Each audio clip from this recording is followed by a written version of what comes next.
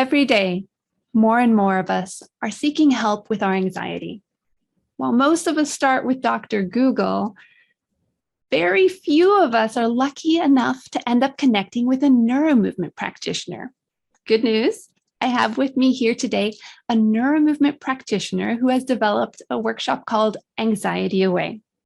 Before I introduce her, though, I want to welcome you here to Move and Bloom, a safe space where together we can grow possibilities. I'm Anna Maria Pardo, and I'm super excited to have with me here today, Phoebe MacRae. Phoebe is a fully certified mastery level Anat Baniel Method NeuroMovement practitioner. Her practice is called Brilliant Movement out in Portland, Oregon. Phoebe works with children living with disabilities and adults experiencing chronic pain by giving them in-person, hands-on brain connection lessons. So without further ado, welcome, Phoebe. Thank you so much for being here. Thank you so much for having me. What a pleasure. Yeah, I've been looking forward to this interview for quite some time, since I don't know that I've seen other people in the neuromovement space working on anxiety.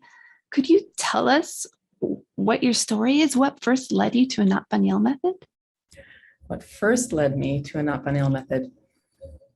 My family had moved to the United States. I'm from Canada, and we had moved to the United States for my husband to train to do something new.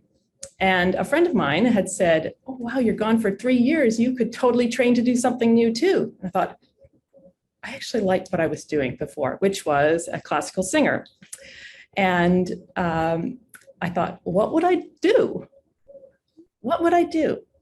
And because we were living in Berkeley, and if you know anything about Berkeley, you can study anything in Berkeley. Just everything possible in Berkeley. So I was with my 2 children and not a lot of connections, no friends, except the student housing we were living in. And I was walking the streets of Berkeley with my 2 little children and looking at all the things, because this had sparked a little seed in me. I don't know if you spark a seed, but it is starting to germinate the seed of possibility of something new for me in my friend's suggestion that I could study something new and do something different with my life. And she meant that with the greatest love, because she's a colleague singer of mine too. So I was looking at all the things. I was looking at like yoga, and there's Pilates, and there's massage, and there's, different sort of medical things, and there's like super woo-woo things, and there's the huge gamut of things that you can study in Berkeley. And I remembered I really was so interested in a documentary that I'd seen about the brain, and I couldn't remember it because I'd seen it in very early YouTube days. I'd seen like a little clip of it, and then I'd followed the link and seen another little clip of it. And it didn't really have a sense of who it was that was talking and who the guest was. But I did remember a lot of the concepts. So I went to YouTube, I went to Google, and I put in the concepts that I had learned about in this tiny little documentary that I'd seen. It seemed like brain change, girl with half a brain, seeing without your eyes, phantom limb pain, this kind of thing. And I put it all into YouTube, and Anat Baniel showed up. And I was like, this looks interesting too. And those warrens that you can get into when you're like going down for an information search, and you're like, oh, that's interesting too. Oh, isn't that interesting? Anyway, I started watching Anat's videos. And I was like, this is fascinating. I want to know more about this. It doesn't really it has a little bit to do with the documentary I'd seen, but I couldn't find that documentary in my searching. I could only find neuromovement. So what do? I look up Anat Baniel Method NeuroMovement, and I find out that there's a training starting in like 10 days. That's amazing. I want to go and check that out. Actually, it was the second segment of the training was starting in like 10 days, 2 weeks. And I said to my husband, I'm really interested in this. And then I went and checked out the training, and then I joined. I went for a day of training, and I said, I'm really Yeah. interested. And actually, you'd be interested because you've, I'm sure, done this lesson, but the lesson that we did on the day of training that I went to check it out was candlesticks. Yes. And this is a lesson where you are lying on the floor and your hands, if you can imagine, I'm lying on the floor, your hands are up in the air. And anyway, it's a fascinating lesson with huge results. And so I was like, okay. Mind blown. All I could think of was my friends who have children with disabilities. And I kept thinking they should know about this. And then I was also thinking about the final series of training that you can do, which is the high performers training. And I thought, oh, I'll work with the people that I already know in the music industry. And I'm going to do the whole gamut because that's the population that I see myself working with, so that I can combine my music with my love of music, my understanding of being a performer, my lifelong travels as a musician, and neuromovement to help people, because I know how much it benefits people who are in that echelon of their art. Oh, absolutely. Yeah. And as a professional musician, you're really well situated to speak to the changes you noticed as you went through your training in your ability to perform or whatever. I'm sure it was more than just ability. Can you say just a few words about what changed for you as a musician by going through the training? It made me realize that so many of the lessons that I've taken, and I've taken a lot of lessons as a young violinist, and then transitioning into post-secondary education in multiple degrees as a singer, understanding what practice is, and making practice really, really worth it, and going back and saying, wow, my teachers did know about brain change. They did know about like going slowly and going gently. And somehow sometimes I didn't believe them. You know, as a teenager, I didn't necessarily believe them that they wanted me to go to slow for a reason, not because I was slow or that I couldn't understand it. I remember thinking that they think I just can't even do it. But I was in that framework of going fast is, if you know how to do it, you go fast. So if you want to know how to do it, you should go fast too. And it doesn't work like that. It doesn't work like that. So it really changed my practicing, and it changed how I feel about my body, which is a really huge part about being a performer. And it did change my capacities, but really mostly it changed my practicing. That's so cool. Yeah. And that practice is where it's at. That's where you spend most of your time. That's right. Yeah. Your life is practice. Your life is practice. And then you use that practice to give it to the world. Send those vibrations out to the world, right? So those vibrations are different because you've practiced differently. There were some movement lessons that we did in the training where I'm like, I have so much resonance in my head, and like, wow, I'm ready to sing now, and I have to drive home. I love that. So did you get home and sing? 2 little kids, and my husband was going to school, so I can't, and living in student housing, so I didn't go home and sing necessarily, but I had that feeling of like, I'm invincible, or I have so much potential, and I have like this, my system, my body is working for me right now, and I can do the things that I want to do. And that's a feeling we can all relate to, whether we're performers or not. We get down on the floor, we do a lesson, and we get up, and it's literally the feeling of possibility, like, oh, what's gonna happen next, right? Yeah, empowerment and agency and freedom. And freedom. And it's different. I want to make the distinction between the feeling you get after having performed well, because that's a great feeling too. And it's very different. It's very different from the feeling of getting up and being like, I could really do something now. One is, I performed, I really did something. But the other is, I could really do something now, and you can feel the momentum carrying you forward. Yeah. So I want to emphasize how much that's true for everyone, not just performers. And I bet you've seen this in your practice.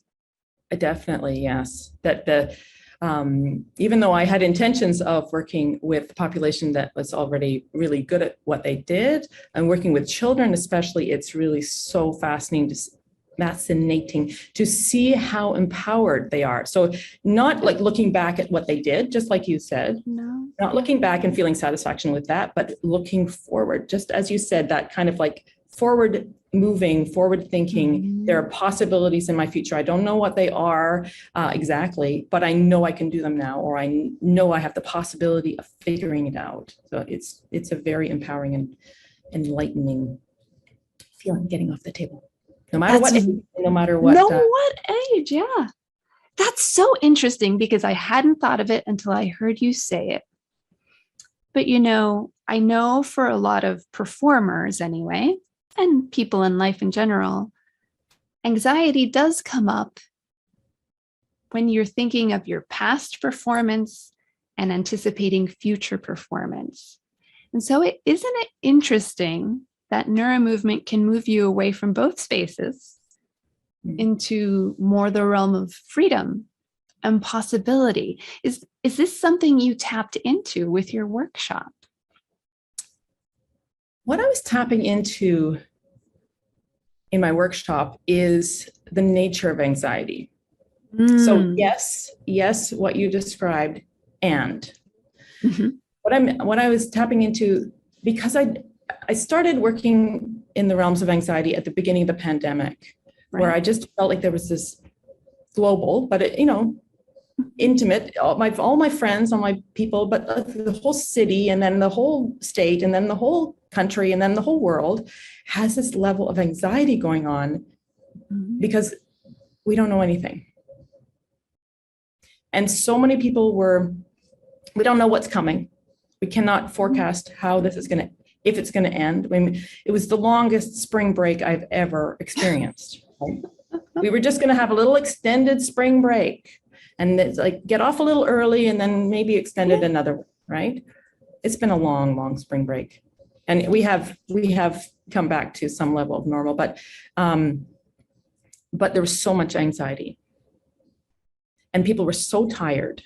I don't know if you remember how tired everyone was. And it made me think, when babies are born and they sleep a lot, it's because they're just trying to figure everything out. And that's what we were doing. We were trying to figure out what the new normal was, how we were going to work, how we were going to socialize or not, how we were going to have our children home for way too long, and how are we going to manage all of the relations? And maybe you don't have anybody at home. How are you going to manage that? And all the unknown is like stress building and anxiety building, and so tiring. So I decided to just do some micro movement lessons. So my form of movement lessons, but in short, but it kind of, the micro is both the length of the lesson and the type of movements that we're doing. So NeuroMovement lessons, and people were saying, oh, it was so great to experience that and to be with you every morning, and to know that you were out there, and to know that you cared, and to know that they were expressing that they could feel safe, or that they felt like calmness to themselves and could think more clearly. All those wonderful things that we often feel after we get up off the floor when we do a longer lesson, but even in the micro form, people really feeling connected with themselves and feeling in the present. So, and then I did some more research about anxiety, and I came across a book written by a fellow Canadian named Dr. Russell Kennedy, who wrote a book called Anxiety RX. And he came out with it, I'm not even sure, after the beginning of pandemic, sometime in pandemic, that amorphous time period that we lose track of days, weeks, months. What year is it? And I started reading that, or heard about it, and I'm like, oh, this is clarifying for me what it is that I need to teach about anxiety, because I've experienced a lot of anxiety as a performer, and I was experiencing a lot of anxiety and concern during the beginning of the pandemic as well. Sorry about that. And what he expressed, which like was just sort of light bulbs, when somebody has a concept that you're like, that's the concept I was trying to figure out. And they figured it out, and it's just a concept. Other people have figured it out, maybe. But it was clear to me at the time, which is anxiety is a two-part thing. And one is the anxious thoughts in your brain and the alarm you're feeling in your body. And if you can address the alarm that you're feeling in your body, which is a holding, a pattern of anxiety that you've experienced your whole life. So maybe it showed up when you were just a little person. Maybe it showed up because of adverse childhood experiences, trauma. That's really his field, is dealing with the more serious levels of anxiety than the pandemic anxiety, which were serious too. I'm not diminishing everybody's experience, but being able to separate the anxious thoughts in your head, in your brain, and the alarm in your body is so empowering, because you can do something about the alarm in your body. At least I do with neuromovement. I know that I can address that and be like, oh, I'm holding there. I could do some movement to stop holding there. And then the cycle of the holding, which is an alarm signal to your brain to say, something's wrong here. We need to do something about it. And we have a response of fight, flight, faint, or freeze, right? We have those responses which are to protect us.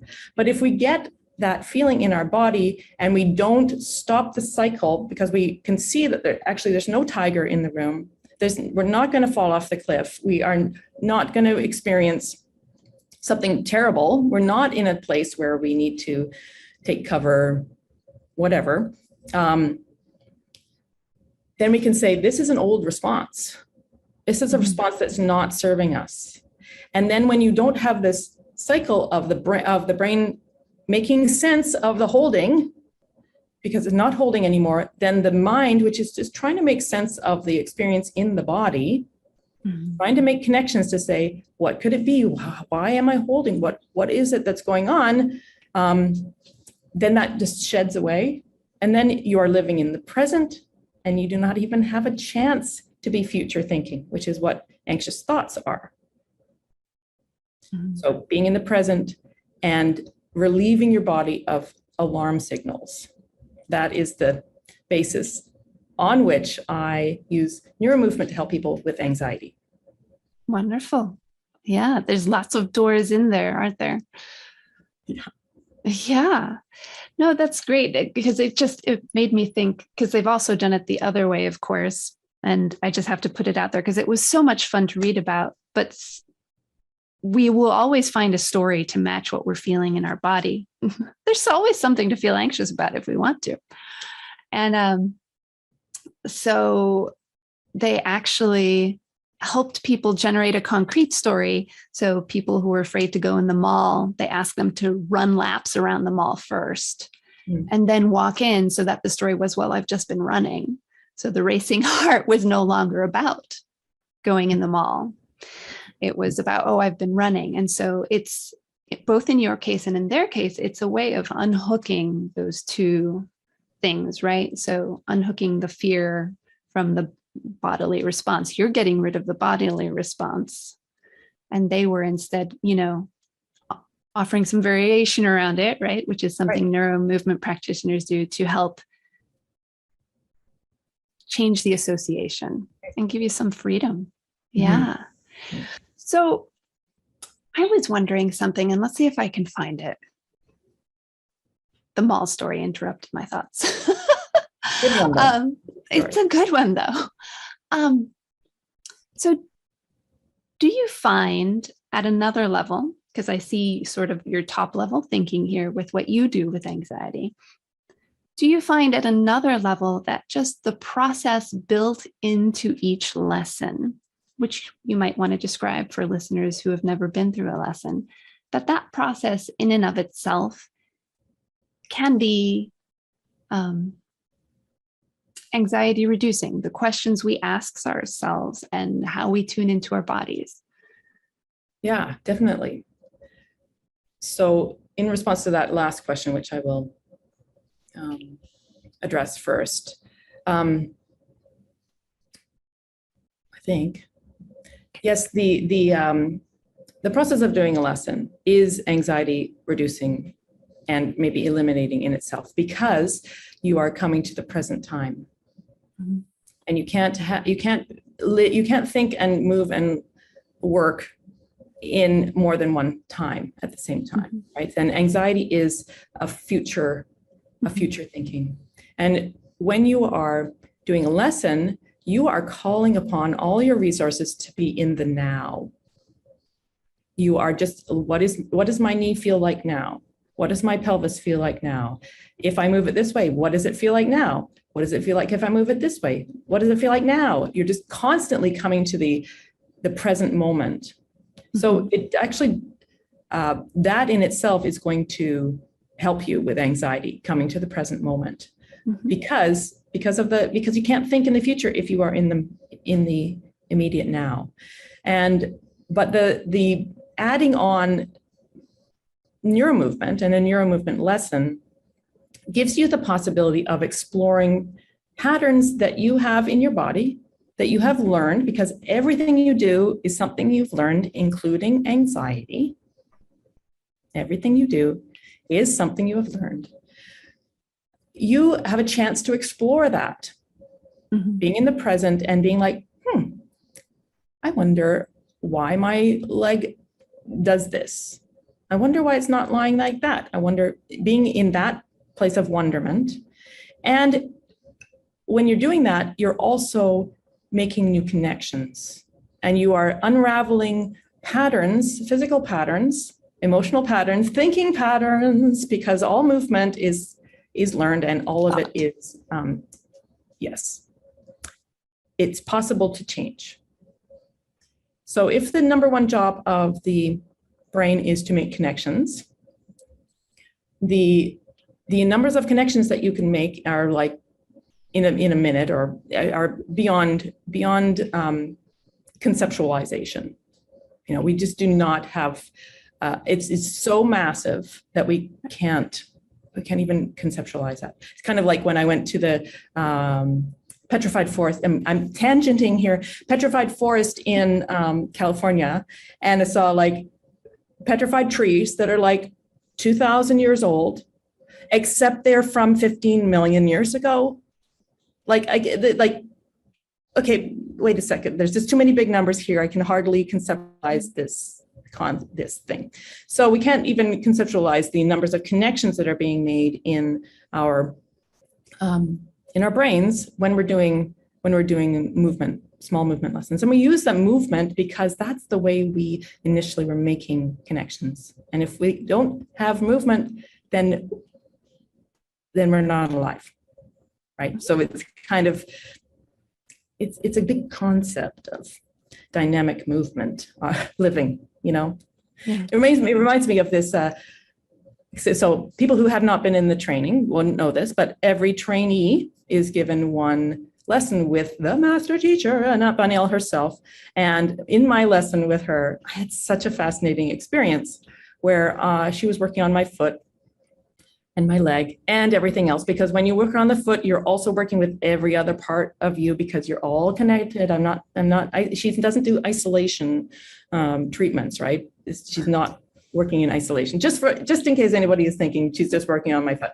She was working on my foot, and all I've started flooded with memories of being a young violinist and playing in a music festival, and like memory that I hadn't thought of for a very long time. It was like I was right back there, and like, what does that have to do with my foot? And I just kept trying to make this connection between my memory that was popping up for some reason and my foot. Who knows? It doesn't actually matter what the connection is. It's this, that I made that connection during a really powerful, empowering movement lesson with Anat. And I've thought about that a lot. Like, it seems so disconnected, and yet there's a connection there somewhere. and I'm still trying to figure it out. And it's led me to make all sorts of other connections. That's what it's led me to, is making all sorts of other connections.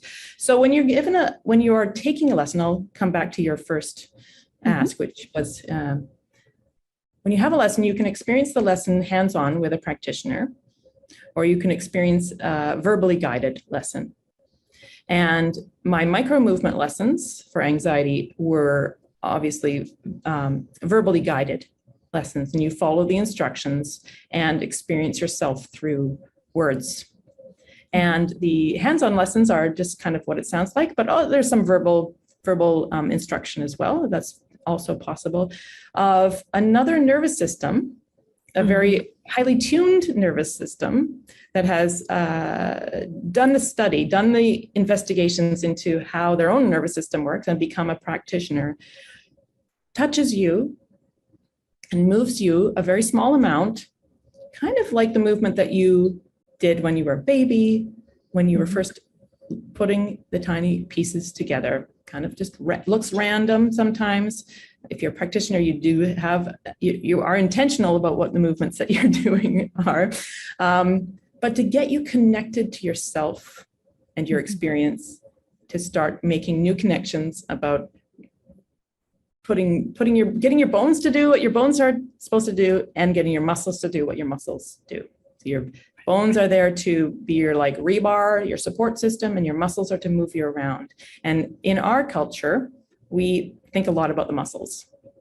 We think so much about muscles. We're like, oh, it's all about like getting a good core and being strong, and that messaging that comes across. And not a lot of people pay attention to how their brain is organizing their skeleton in order for it to be the most optimally functional yourself.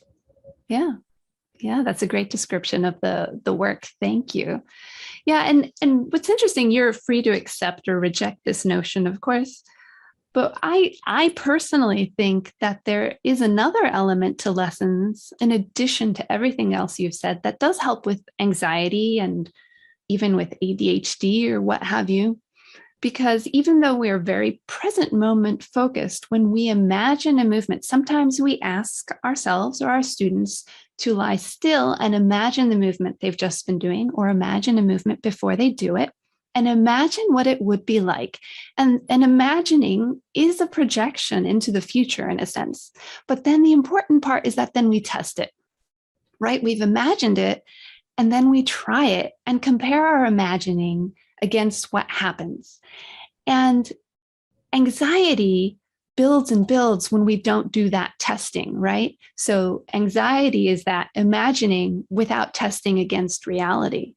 And if we get into that groove in a really safe, comfortable way of imagining, testing, it's like, it's empowering. We have this tool, like I just imagined something. Oh, how can I test it? Is it true? Is it not true? Do I like it? Do I not like it? So how else am I going to do it? Right? This is the attitude we cultivate because you absorb these questions and these responses after doing so many lessons.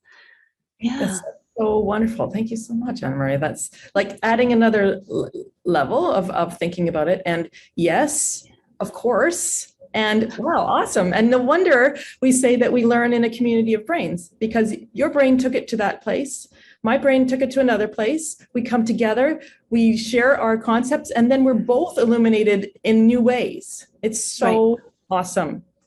Life is not a competition. It's like this is the way we learn as people. This is the way as humans, as a society. It's like so important that we share all of these things so that we can be helpful and it can be better.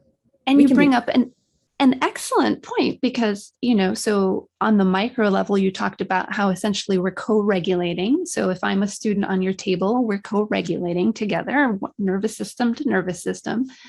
And you know what? For most of us, we are also in community as practitioners. And so when I've got someone asking me questions or who has a need, I'm also thinking of all the other people I know who could be helpful. right? Because the more practitioners you see, the more varieties of styles of lessons you get, the more you know yourself, the better you can connect with yourself. So I'm sure you do this all the time, as you so generously did just here on a micro level. You're just thinking, where else, how else can I plug this brain into something that's going to help? Yeah. Wonderful. Yeah. It's a very generous, Exactly. very generous practice. Yeah. Yeah. So let me see. So has this helped you with your anxiety? Because you mentioned that you have experienced anxiety like most human beings in your life as a performer. Have you found that doing the course, leading this course has helped you? Thanks. Yeah. So I haven't had a huge number of opportunities for performing, but I have in this time, like there just hasn't been the opportunities that there may have been before. Yeah. But I have some performances coming up, and I have had a few other performances where I'm like, I'm having that same feeling of tightness or extra feeling heartbeat or tightness usually, like, and I'm able to say, stop holding there, just stop holding there. And then the anxiety does go away. I mean, yes, I use it because there have been times when I've been performing, when I'm in this time, when I just give myself a little talking to, but give my body a talking to, not the stop the thinking. That's not going to help you. Stop the thinking. It's not going to help you. Stop the thinking. It's not going to help you because the holding is still there. Mm-hmm. Most people go to the thinking because that's what they feel first, or it's kind of a shortcut. The thinking is a shortcut. Because that's the way humans function, is that we do all this gross motor, fine motor development, and then we kind of shortcut it all, and we become sitting at computers. I mean, like, right? Yes. You like that sound effect? I loved it. It was fantastic. So yes, I have used it for myself, and I will test it again this month because I've got some things coming up. I'm excited for you. What do you have coming up? I'm singing a couple of Christmas concerts, and I'm preparing a concert for February, which is a kind of concert that I did in the past that was really fun and kind of theatrical. And I found a new collaborator to work with, and that's going to be really fun. So that will be a much bigger test. That's going to be so much fun to see what happens. Yeah, it will be. Yeah. Yeah. And you're also working on songs for children, yes? It's true. Yes, I have a new offering. Some practitioners have been like, please teach us about what you do with music in your lessons, because I use music all the time in my lessons, especially with children. Mm-hmm. And I use it for all the things that music is. Music is like a brilliant way to use all the fundamentals, all the essentials, all the principles of neuromovement, like now, because it's all built into music. And I think that's why music education is like so important for everyone. And I wish that I could say that my children were studying music more than they are. They're getting it through me, I guess. Absolutely. But for things like, so historically we use it for storytelling, and we used it for like history keeping, in terms of the troubadours or bards, telling sagas of our existence, of our humanity, and then moving into comforting moving, like regulating nervous systems, either to get you excited or to calm you down. Music is like plays a huge role in both of those things. All you have to do is listen to the radio, find out which station you're deciding on putting on. Like, I really need to like not have this kind of chaos in the traffic that I am in. Turn that radio off, put it on to something that's going to be a little more mellow. And then it's used for like learning things. Like everyone, I'm sure, can remember one song, and that is the song of the alphabet. Absolutely. And like, is everybody saying still LMNOP? Like which order which does the which order is it in? Right. Sometimes when you're like looking in the library, you're like, what comes first? Oh, LMNOP, right? Yeah. Right. And those are like pathways that we put in when we were kids or babies, when we were sung those songs. And then it can also be, because of the nature of music, you can employ slow. Mm-hmm. It elongates speech. I speak very, very quickly when I'm excited and want to express something. And if it's to a tune, you feel more comfortable slowing down. Or if you have notes attached to it, it doesn't feel so, like if I was to try to elongate my speech, it's very different if I was saying, it is hard to elongate my speech. But if there's a little tune, then you're like, okay, well, I'm just singing a song, so of course I have to go slowly, right? It's also great for punctuation, articulation, going quickly, going slowly, going softly, loudly, all of the possibilities. And then there's so much variation. There's endless variation. And when you make the music yourself, if you're working with your own child, you are creating it new every time. And the child will recognize that you're singing the same tune, but it's going to come out differently. And it's going to be at the level that your child needs in that moment. So it's not pre-recorded with lots of flashing lights and always the same speed and always the same thing. And they never change anything because it's always the same, because it's a recording. But if you produce it yourself, it's always going to be different, because we humans are not machines, and we do not have the capacity to repeat anything. It's always a tiny bit different. Even if it looks very much the same, it's always, and we're using the same words, it's always a little bit different.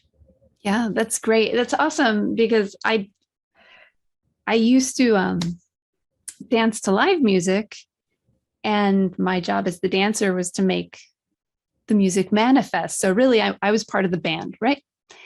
And if it's live, the whole point of the performance is to bring everyone else with you into this kind of attuned state. We don't say it that way. I don't know if anywhere in your training, certainly nowhere in my life, did anyone say to me explicitly, this is what you're doing in a performance. You're bringing people in with you so that they may not be performing. They're not the band, but they're going to get the feels. They're going to start to entrain with you in one way or another.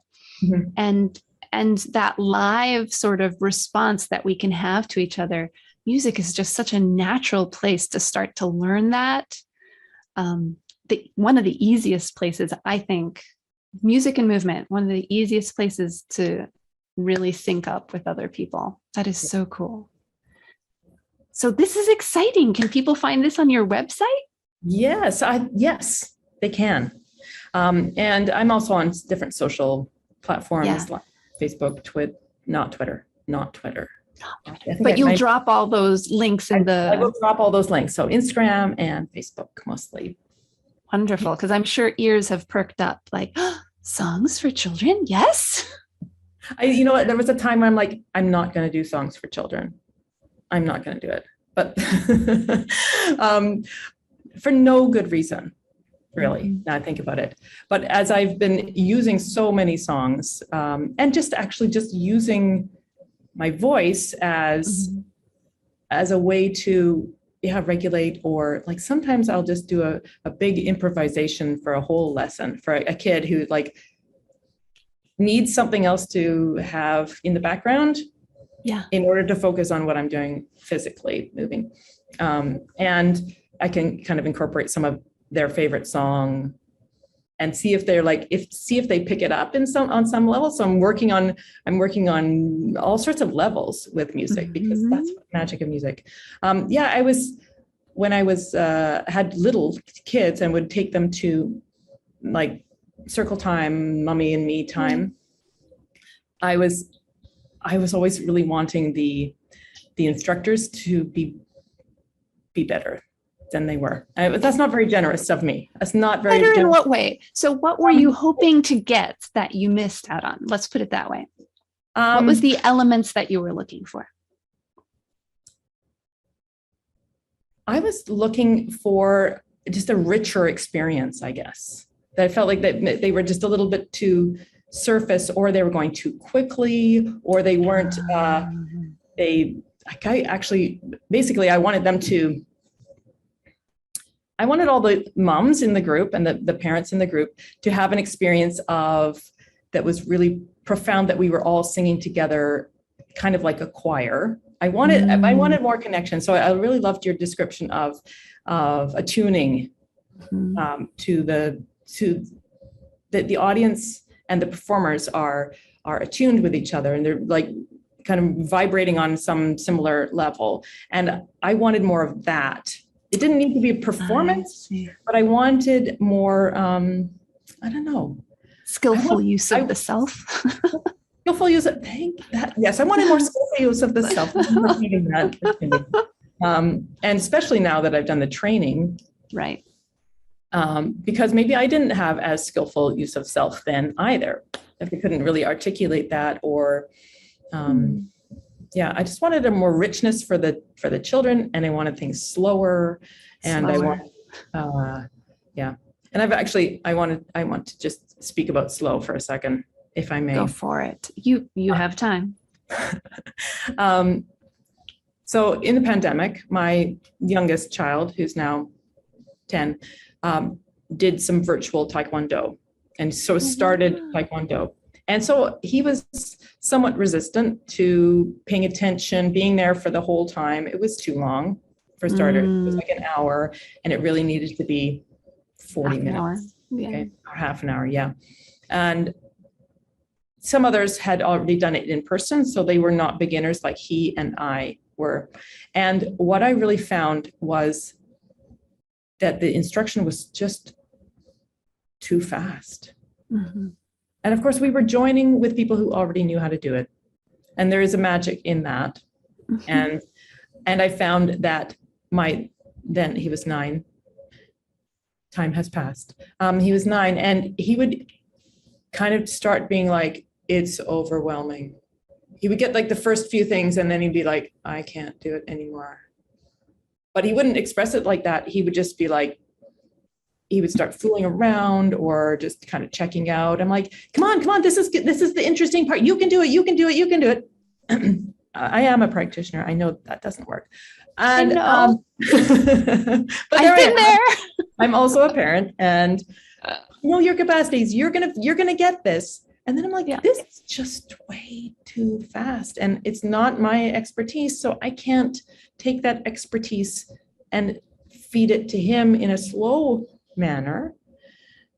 But what I'm hoping with this simple songs and gentle moves, my workshop for children or for parents, is that you can learn the essentials that are necessary to wake up your child's brain to new learning, with music and movement as the vehicles of the essentials.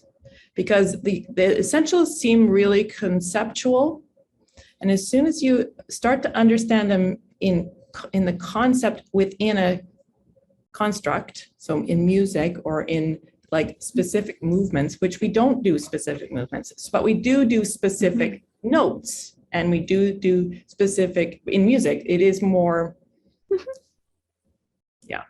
there are no moves that you do in neuromovement that are like set aside to be, this is a neuromovement movement. No. Right?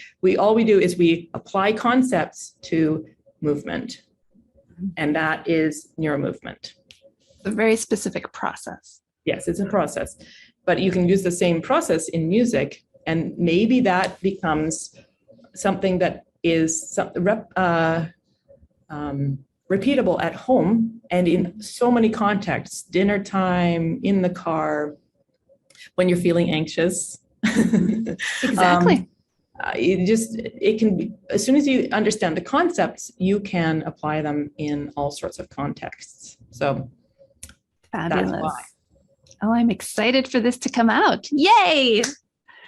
Yay, I'm so glad. And I know that you've very graciously shared your time with us and you're in a time sharing situation. So I want to move on to the very last question of the day, which is, if you had a mom with a kiddo experiencing anxiety, what would your, and she were actually asking for advice, what would your first gem be for her? What little pearl of wisdom could you pass on? Right. The other day I heard a psychologist say that in the workshop that they were doing, the one sentence that they wanted their participants to come away with was this. And I totally feel this is exactly what I feel about my workshops too. Okay. That every parenting question, the answer is connection. So like connecting deeply with your child and understanding what it is that they feel, what they think, what maybe not even like what are the contributors to that. It's like, what is their experience in the now? Where are they feeling that anxiety? And can you get that? Can you say, we don't need that? Do you feel safe? You can tell your body that you're safe. Say, you're safe. Am I safe? I am safe.